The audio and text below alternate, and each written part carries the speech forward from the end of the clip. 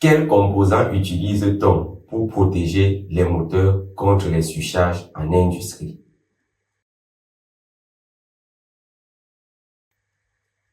Salut et bienvenue sur Chicha Elec, cette chaîne où nous vous éclairons sur les concepts électriques sans vous électrocuter. Dans ce tutoriel, nous parlerons du relais thermique, qui est ce composant qui est très souvent associé aux contacteurs électriques dans les armoires industrielles pour protéger les moteurs contre les switchages. Nous verrons tour à tour sa définition, son fonctionnement, ses critères de choix et comment le régler.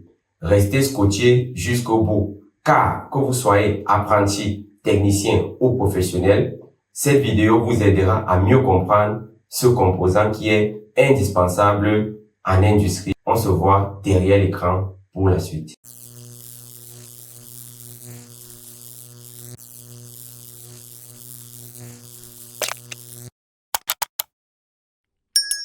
C'est quoi un relais thermique? C'est un appareil de protection dont le rôle principal est la protection du moteur contre les switchages.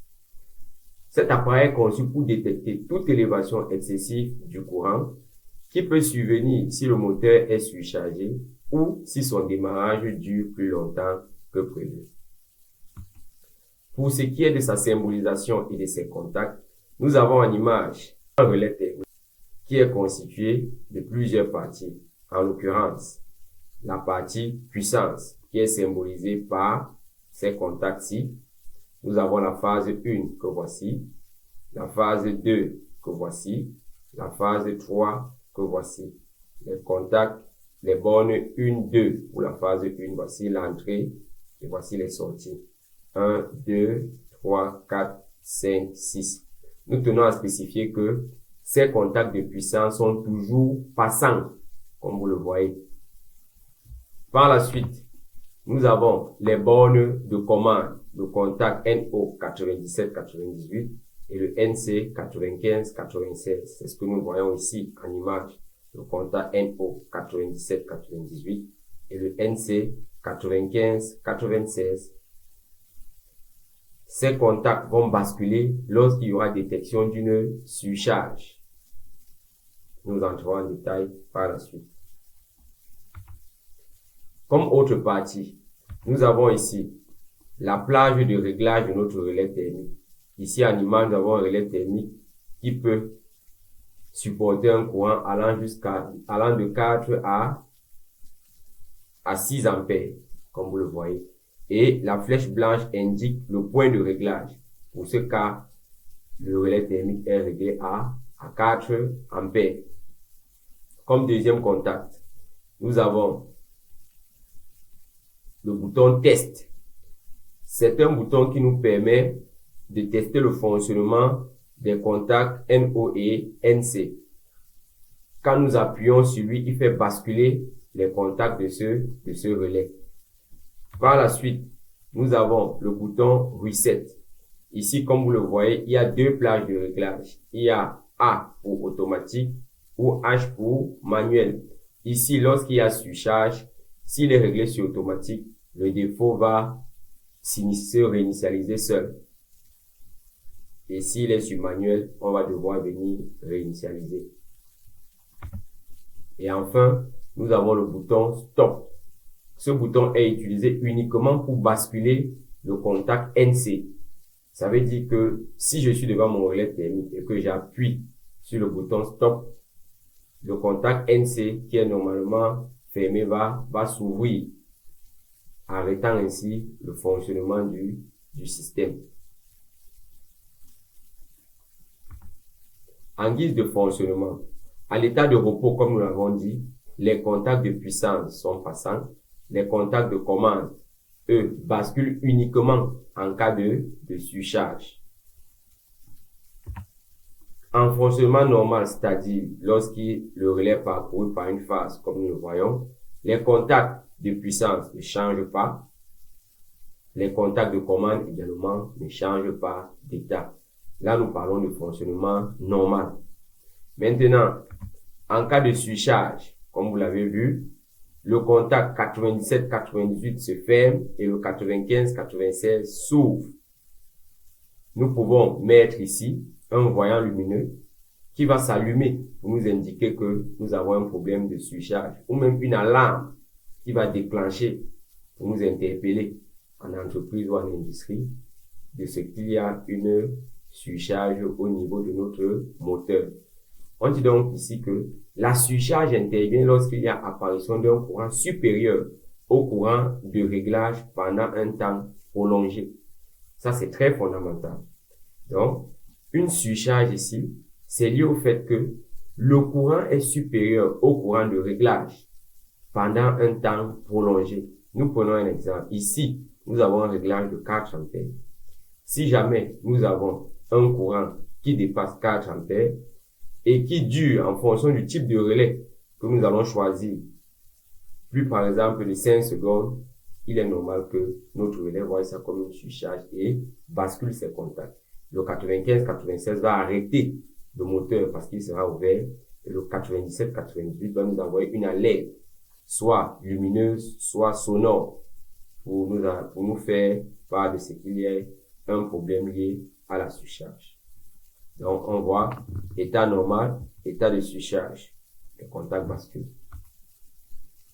Pour ce qui est du test du relais thermique, tester le relais thermique revient à régler notre multimètre sur sa fonction continuité et tester les contacts 1, 2 qui doivent être passants, 3, 4 passants, 5, 6 passants. À l'état normal, 87, 98 doit être non passant, 95, 96 doit être passant. Si nous appuyons sur le bouton stop, le 95, 96 ne devra plus être passant. Voilà à peu près pour ce qui est du test du relais thermique. Nous voyons ça dans la réalité ou alors dans la pratique. Nous sommes là en face de notre relais thermique. Voici ces 3 bouches d'entrée, c'est-à-dire les 3 phases qui seront introduites dans le contacteur, dans les 3 phases du contacteur. Nous avons ici ces sorties.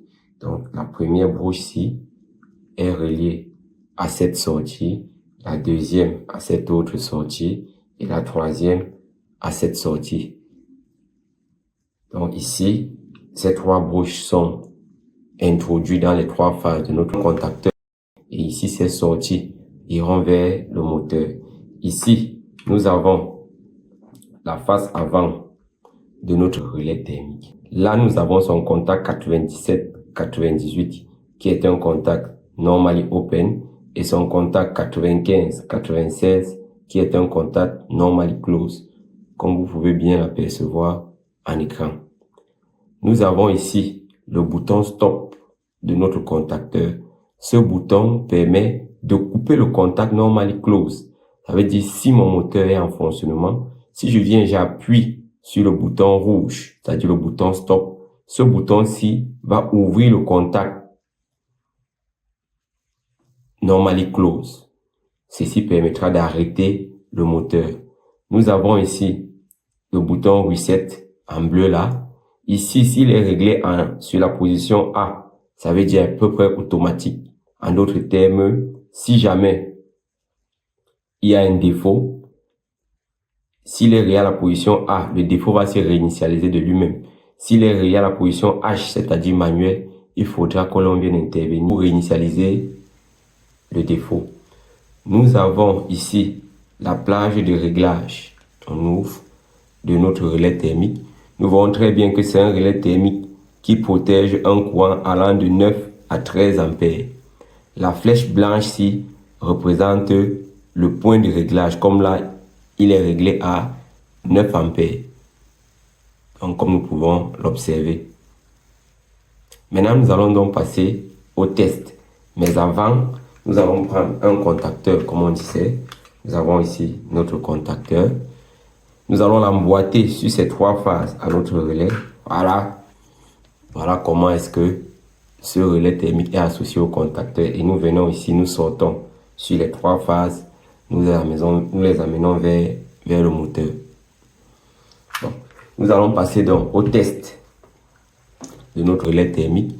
Pour y parvenir, nous allons utiliser notre multimètre que nous allons régler sur la position continuité, comme vous voyez cette icône de continuité. pour vérifier que la continuité est bien faite, nous allons croiser nos deux sondes et nous constatons ce bruit sonore. Maintenant, comme on l'a vu dans le cours théorique, les contacts de puissance sont toujours passants. C'est-à-dire, si je prends mon relais, je fais le test de continuité entre cette brouille-ci et son équivalence en sortie, nous allons observer un bruit sonore, preuve que le courant passe.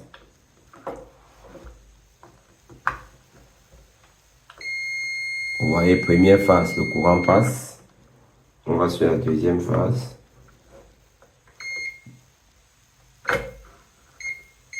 Deuxième phase, le courant passe. On va sur la troisième phase. Le courant passe également. Maintenant, on va venir tester le contact normally open. Par défaut, il doit être ouvert. Et normally close. Par défaut, il doit être fermé. Nous venons là, sur notre contact normally open. Il n'y a pas de bruit sonore. Preuve qu'il est normal. Nous venons sur le contact normally close.